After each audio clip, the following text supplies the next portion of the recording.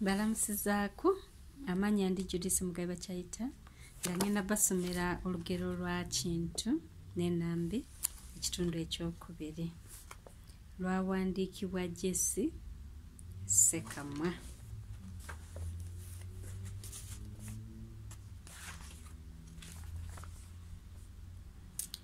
Baali batandise okukkirira bati ku nsi, Nnambi n'abaguka nti, abange neerabidde eka obulo bw'enkoko zange.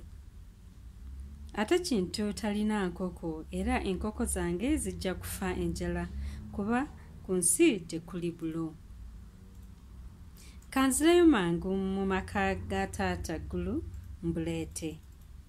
Anti olwo munnange Nnambi agenda okukatyaba. Teyali mubi n'addayo eka bannyina n'abaleka nga bamulinda. Era olwatuuka eka ettu ly'obulo bwe n'aliraba we yali alyerabidde. Aba yeesamudde ne bw'ati okudda we yali alese bannyina beebagale musoke balyoke bakkirire ku nsi nga ne mwannyina Walumbe ono naye aguse. Ko Walumbe nti, Nnambi olaga wa? Nnambi yenna ng'atidde nnyo n'akona era n'agaana okuwulira Walumbe gye yali alaga. Ko Walumbe nti, okwagala n'obutaagala Nnambi ojja kumbuulira gy'olaga ne waalibadde okonye ng'ebikongo era tujja kugenda bulembwe. Nnambi yalaba Walumbe amwesibyeko nga kabaani ku ndingidi ate nga ne Musoke ayina okusebengerera olugendo ne lufa. Kyeyava amuddamu nti yali agenda ku nsi nti naye taata waabwe Gulu yali amukuutidde obutagenda na Walumbe ku nsi. Ko Walumbe nti, obadde oyagala kugenda ku nsi nga tombuulidde?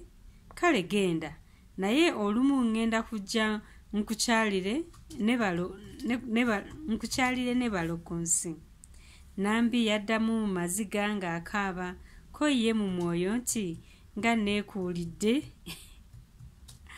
neekuulidde akabazzi ku ntumbwe. Bwe yatuuka ewaali bannyina bali ababiri be yali agenda nabo ku nsi, Nnambi n'ababuulira ebya Walumbe nga bwe bibadde. Nabo ne batya nnyo era ne beewuunaganya nti kitaffe Gulu bw'anaamanya gunaaba gutya. Kyebaava banenya mwannyinaabwe Nnambi olw'obutagoberera magezi taata waabwe ge yali amuwadde. Naye ebyo byonna byali bya kukootakoota mu gaalumonde anti nga bwayiise. Tebaali babi nga beebagala Musoke nga bessa ku nsi nga beekuba mu maka ga Kintu. Nnambi bwe yakuba ekimunye ku Kintu n'okukaaba n'akwerabira era n'afaako essanyu era ne Kintu n'ajaganya ng'akimezezza okwenjala okulaba nga Nnambi yatuukirizza okusuubiza kwe yali yeetemye, ng'olwo musajja w'abandi n'amalusu amira muganda. Bannyina bwe baamala okutuusa Nnambi mu maka ga Kintu nga bakwata mu lwangabi kuddayo wa kitaabwe Gulu mu ggulu. Nnambi ne Kintu bwe baasigala bokka nga batandika kukwata bulamu bwabwe babiri, ng'olwo nno omukwano gubasaza mu kabu enswa nnene era nga n'okulinnya balinnya mu kimu. Nnambi yatandika okusimba endu z'ebitooke ze yava nazo mu ggulu era n'alagirira ne Kintu engeri y'okuzisimbamu era Nambi yasiga n'ensigo ez'emmere endala nnyingi nnyo ze yava nazo mu ggulu n'obulo obw'enkoko ze. Nambi yasimba n'emituba gye yava nagyo mu ggulu. Ebintu bwe byakula n'alagirira Kintu engeri y'okugisuubula abakomazi kye bayita okuyimbula emituba. Era yamulagirira n'okukomaga ebikunta n'okuttula embugo.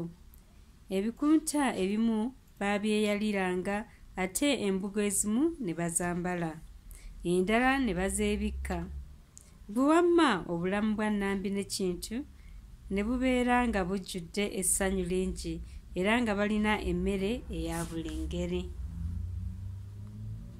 Nambi teyalwa n'afuna olubuto. Emyezi 9 bwe gyakongoka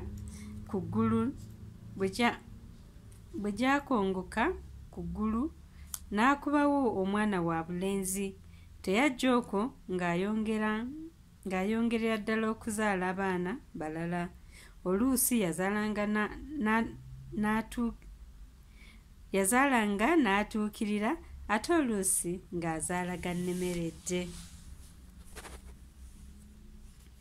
Olumu Kintu ne Nambi baali beetulidde ntende gye baakuba amaaso nga teriri busa, anti nga Walumbe agobye bumale. Nambi enviiri ne zimuva ku mutwe. Era olwamala okumulamusa, Nambi n'azza Kintu mu kyama n'amugamba nti Ggulu yagaana Walumbe okujja ku nsi kubanga yali ajja kutwonoonera essanyu lyaffe. Nambi kyeyava agamba Kintu nti nze Kintu nti agezeeko nga bw'asobola amugambe alabe eryamuleese.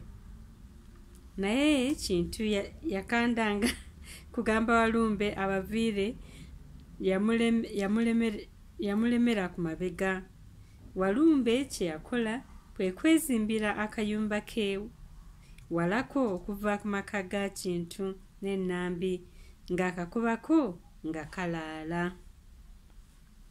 Naye lwali lumu Walumbe n'ajja mu maka ga Kintu ne Nambi n'abagamba nti ekiwuubaalo kyali kimusimbyeko akanyaaga, bamuweeyo omwana omu agende amuweereze era n'okumubeesabeesa amubeesebeese. Ko Kintu nti waa, abaana bange tebava wano, gwe lwaki tozaala babo? Walumbe yaddayo ewuwe